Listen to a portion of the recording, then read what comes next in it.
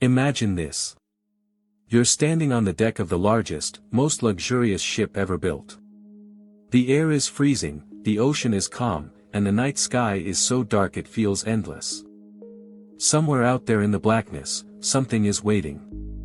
And in just a few hours, it's going to turn this unsinkable marvel into one of the greatest tragedies in history.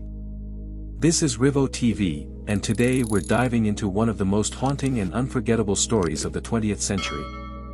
There are certain dates in history that never really fade away. They don't just mark time, they redefine it. And for the 20th century, one of those dates was April 10, 1912. It was supposed to be a day of celebration, a day that symbolized progress, wealth, and human achievement. Because on that morning, in Southampton, England, the largest, most luxurious ship the world had ever seen was about to begin her very first journey. Her name was the RMS Titanic. Her destination, New York City.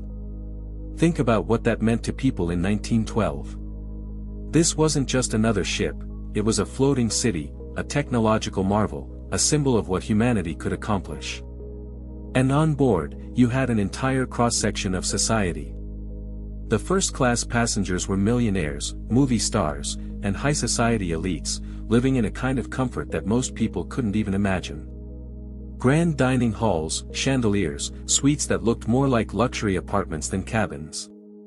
And then, far below decks, there were hundreds of immigrants, families who had sold nearly everything they owned just to afford one ticket. They weren't traveling in luxury. They were traveling with hope, the dream of stepping off the ship in America and starting a brand new life.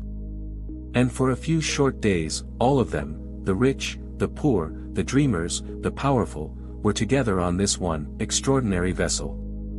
Commanding it all was Captain Edward Smith. At 62 years old, he wasn't just any captain. He was legendary at the White Star Line, respected and trusted after decades of sailing without major incident. The company promoted him as the perfect man to guide this perfect ship. The press couldn't get enough of him, or the Titanic itself. Articles boasted of her size, 882 feet long, towering decks, her famous grand staircase, a swimming pool, a gymnasium, a squash court, even a library. She wasn't just a ship. She was a floating five-star hotel, built with the equivalent of over $400 million in today's money. And the word everyone kept using? Unsinkable. That wasn't just a rumor. The vice president of the White Star Line himself had told reporters, and I quote, "Not even God himself could sink this ship." That one sentence would haunt history forever. For the first couple of days, the voyage was calm. Families explored the ship, people dined and socialized, music floated through the lounges. But while passengers enjoyed the luxury, in the radio room messages were arriving. Warnings. Other ships were reporting enormous icebergs drifting into the main shipping lanes of the North Atlantic. This wasn't unusual for spring, and the Titanic even adjusted its course a bit farther south just to be cautious. But the one thing they never did, the one thing that could have made all the difference, they never slowed down. Instead, the Titanic charged forward at nearly 21 knots, around 24 miles per hour. And in the North Atlantic, at night, that speed was reckless. On April 14 alone, 7 different iceberg warnings came through. 7. And yet, Captain Smith and his officers kept pushing ahead. Why? Because if the Titanic could arrive early in New York, it would dominate the headlines. It was a chance for glory. A chance to make history. That night, the ocean was eerily still. Sailors later said the water was like glass, flat, black, and impossible to read. There was no moonlight, no wind, nothing to help spot hazards ahead. It was the worst possible night to be moving so fast. Up in the crow's nest, 2 lookouts strained their eyes in the freezing cold, scanning for anything in the darkness.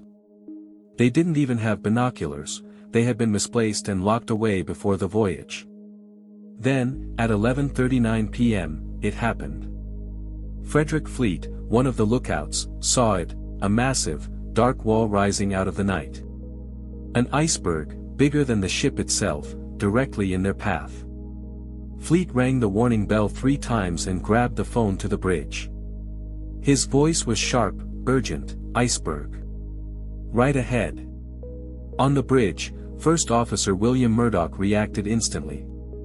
"Hard A starboard," he shouted. The helmsman threw the wheel over. Murdoch also ordered the engines full reverse. Deep in the ship, engineers scrambled to carry out the commands. But the Titanic was a steel giant, and giants don't turn quickly. For a long, tense moment, it looked like they might just clear the iceberg. Passengers on board barely felt a thing. But then came a low, grinding sound, a vibration that rippled through the hull. It wasn't a crash, not the way you'd imagine. People compared it to a dog shaking a toy. Passengers walked onto deck and even laughed as they picked up chunks of ice that had landed there. They had no idea what was happening beneath their feet.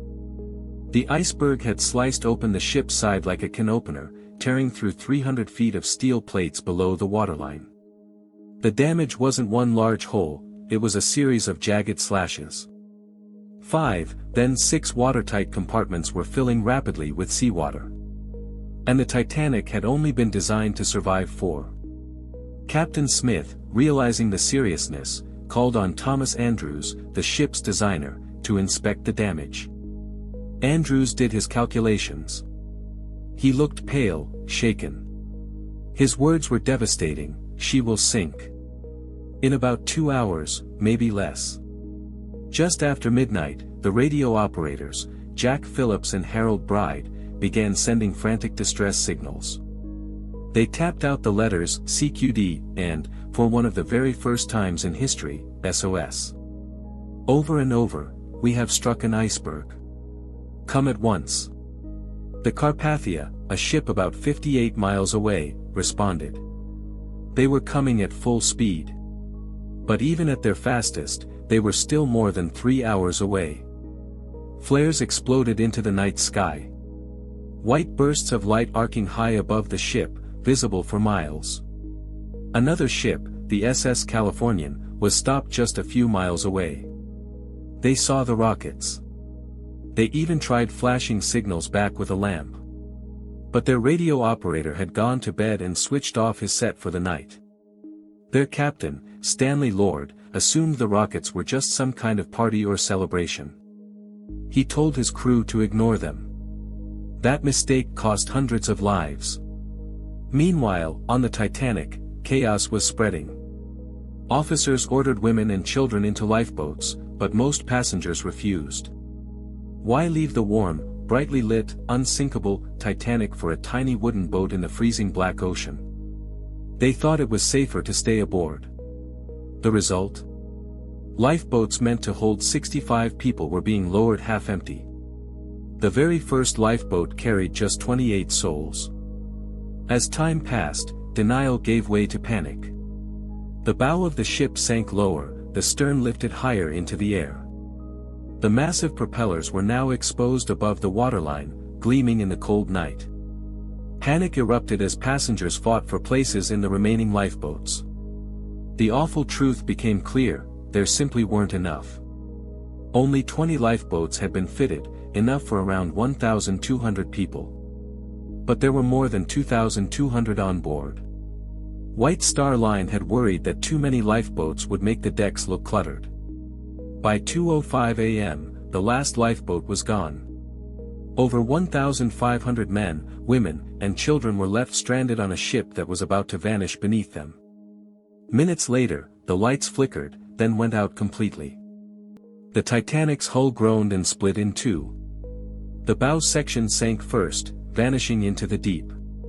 The stern rocked, then rose nearly vertical, hanging in the air for one last, terrible moment. And then, like an elevator, it plunged straight down.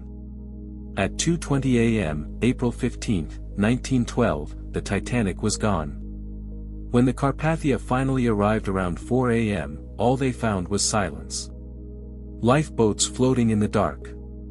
Bodies in life jackets, frozen solid in the -2-degree water. Hypothermia had claimed them within minutes.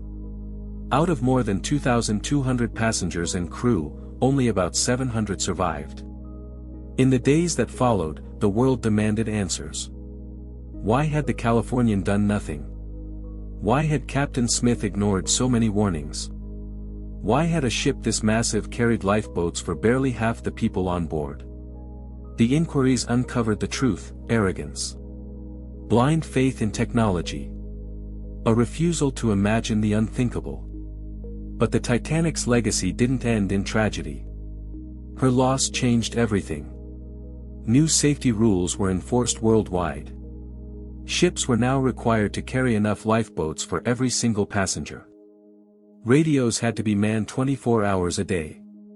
And an international ice patrol was created to track icebergs in the North Atlantic. For over 70 years, the wreck itself remained hidden, lost beneath the waves.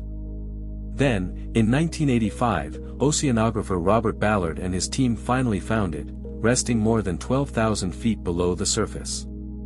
The Titanic lay in two great pieces, surrounded by debris, slowly being eaten away by metal-eating bacteria. They form strange, icicle-like shapes, called rusticles, which are slowly consuming what remains. In just a few decades, the Titanic may be gone completely, leaving nothing but an outline on the ocean floor. The Titanic isn't just a story about a ship. It's a warning written in steel and ice.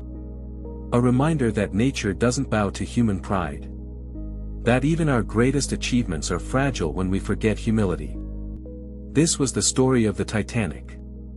A story of wonder, tragedy, and lessons written in blood and salt water. And as we remember, let it serve as more than history. Let it serve as a warning we never forget. You've been watching Rivo TV. If you found this story powerful, make sure to subscribe and stay with us for more incredible journeys into the mysteries of history. Until next time, stay curious, and take care.